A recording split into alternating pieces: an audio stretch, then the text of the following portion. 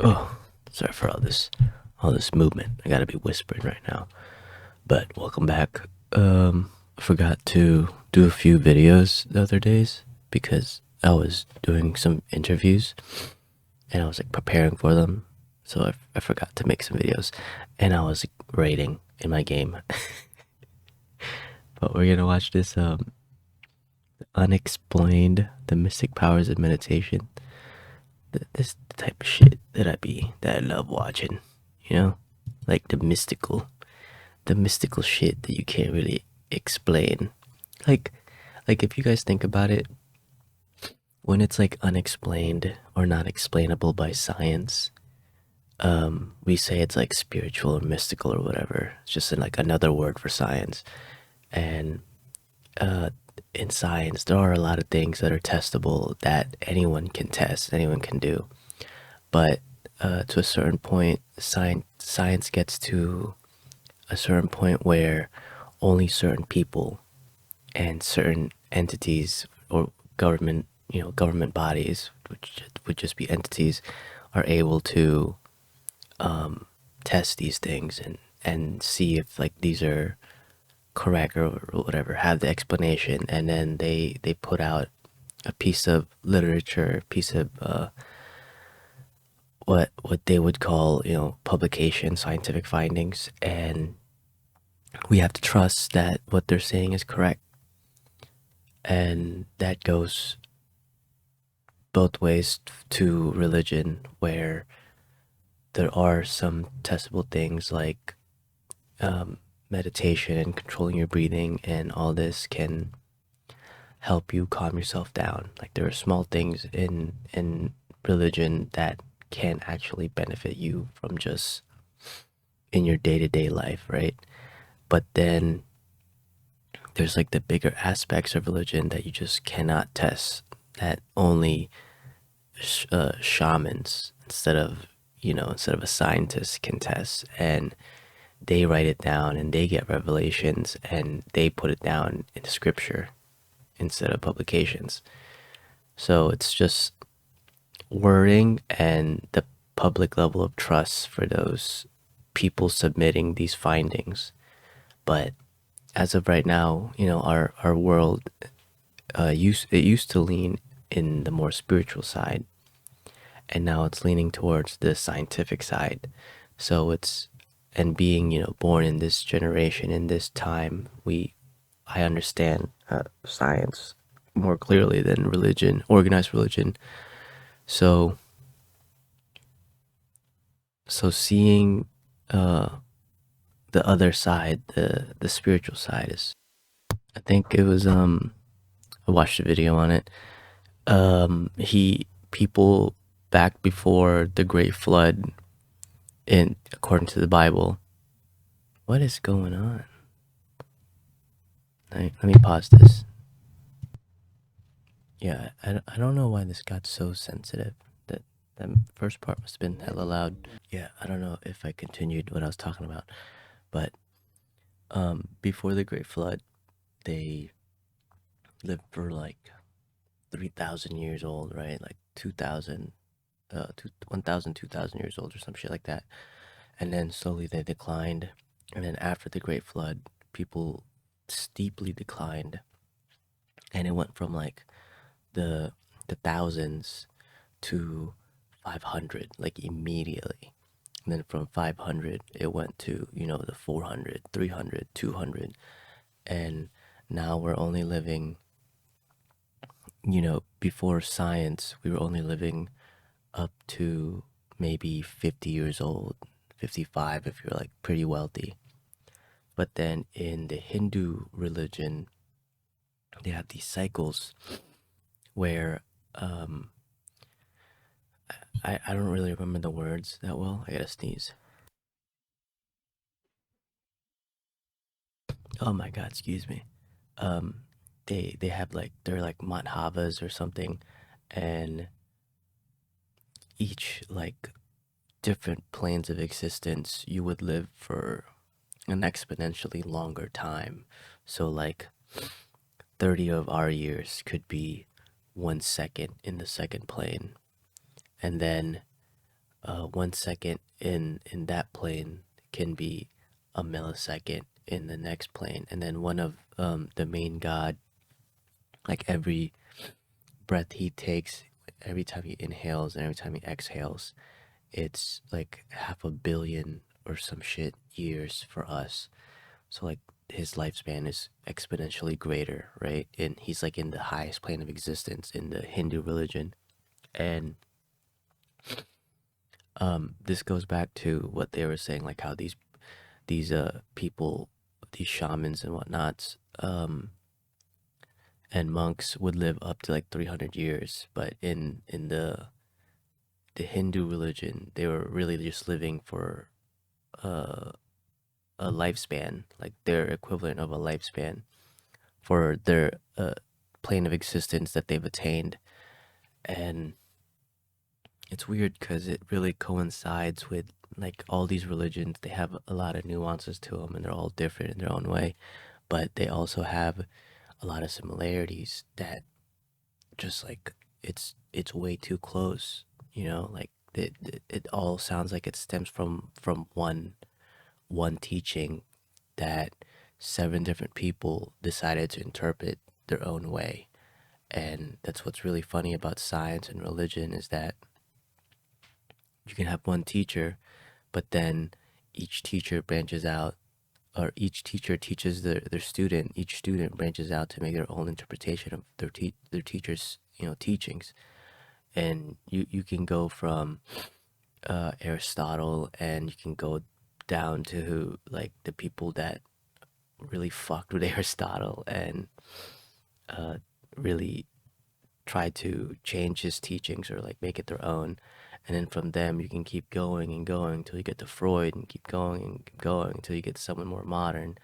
And it's just like, it's always stems from one type of thought that gets expanded.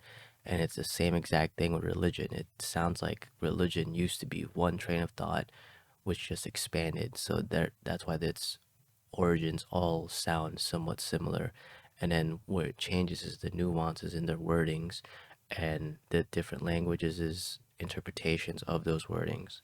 So it's have a very close spiritual connection and physical connection, as in they can live for a unproportionately longer time than most modern day humans, is that they stem from the same ancestors. If you probably looked up if you could somehow get the DNA of these people that are living up to 300 400 years, you'll probably see that they all stem from the same family, and that family tree just happened to live for an exorbitantly long time. Like those, their ancestors could be the last remnants of those people that could live up to 500 years, right? If the theory of otherworldly beings existing here before, prior to us, and us, because like they found different versions of humanoids back in, I think it was like 800,000 years ago, right? They found different versions. It wasn't just Neanderthals and Homo sapiens. They had like, uh little people. They had really tall people. They had people with like massive fucking heads. Like their craniums are just wild different from everyone else, but they're the same size as humans. So these prophets and these people that could live up to, clearly it stems somewhere in the eastern part, but these people that could live for a very long time could be from the same ancestor. As in, like, right now we think of a lot of, um if you're not an average person, let's say you have a genetic, right, a genetic mutation is what the scientific community would call it, and you happen to be a little person, rather than a deformation or a genetic change, it could just be that your ancestors were part of those people that were happened to be small. Or if you're exorbitantly tall, like a basketball player, you're part of the people that um, your ancestors could have just been those really fucking tall people. Because I'm talking about like not 7 foot tall. I'm talking about like 9, 10 foot tall people walking next to, the average 5 foot whatever in Africa and Asia. Like these guys were small. I don't know how the smaller dudes, like our common ancestor, the the Homo sapiens, like survived. Like, you know how you hear people have like, oh, this person has a little bit of Neanderthal DNA, but now instead of that, we have other versions of that where we can see from a scientific perspective, we can see that this is their common ancestor. So in the biblical sense and the more spiritual side, like everyone's saying, like, oh, these guys like found a type of meditation or teachings and this is how they live forever. But in a scientific sense, it could just be that their ancestors were those type of people, or maybe not even people, those type of beings that could live way longer than what our lifespan is. And it would make sense that if you live that long, maybe your reproductive rate isn't as efficient as someone that only lives up to 60 years. We can go look at bunnies who could only live up to like about 5 years, and their reproductive rate, it seems to be that the faster your death is, the faster you reproduce because of your death imperative, right? Like your body knows that you're gonna die in a certain lifespan, in a certain time span, so you have to reproduce it, and your gestation period has to be the same amount of time in that situation. So maybe if your lifespan is way longer, your body is less inclined to reproduce in a human term. So when you're 150 years old, you're less likely to reproduce to with someone that's fucking 20, 25 years old. Like you're 100, you're 120, 120, 130 years away from that person. Like you have no inclination to reproduce with someone that is so beneath you time wise. If money equals time and time equals power, power equals money, money equals power, all that jazz, then these people that can live for up to 200 years have just, they're in a different plane than normal people, right? They're just not existing in the same sense as us. Like their mental is completely different from someone that thinks they're gonna die in 60 years and to someone that thinks they're gonna die in 200 years. They're just not thinking the same.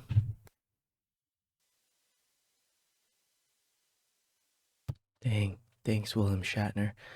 My seat keeps lowering, but that that the meditation part where that dude like living 125 years old, like that just sounds like this is all, of course, just me fucking talking on my ass and guessing.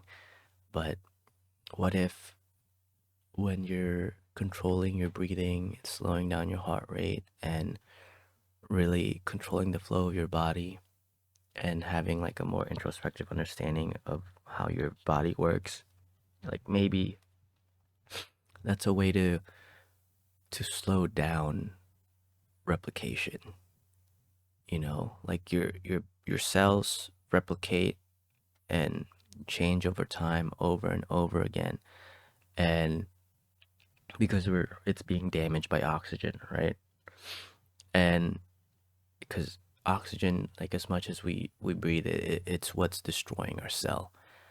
And if what he's doing is somehow controlling maybe just the restorative factors of cell replication and cell healing, then maybe he's extending his lifespan because he's somehow not repairing as often as a normal person that just lives his day to day and doesn't fully understand his body. Like maybe he's able to pinpoint where his body actually needs to repair and not just like a general automated thing. So like if we can somehow control how this automation works in our body, then maybe that's how we extend our lifespan. And instead of like think about it, if your body is fully repairing every single cell, right, in your body is being fully repaired every single time, that's a lot of work. That's a lot of energy, that's a lot of toll, and eventually they crap out. Like they stop repairing properly. That's how you get cancer. That's how you get wrinkles and shit. That's just how you age because your body isn't repairing as efficient anymore. So what he's doing is essentially someone that buys a car and only drives it from time to time, so he doesn't put that many miles on it. And we can't really do that, right? We can't just stop functioning. So his meditation is his version of slowing down his internal engine and giving William Shatner just fucking staring at me, giving his body time to not only repair properly, but to be in maintenance mode more often. Because like we're in maintenance mode when we're sleeping. So if he's meditating, like an hour or two every single day, plus his 8 hours of sleep, then you can see where that repair, that extended repair is happening. So that's pretty dope. That was a dope video. I'll see you guys later.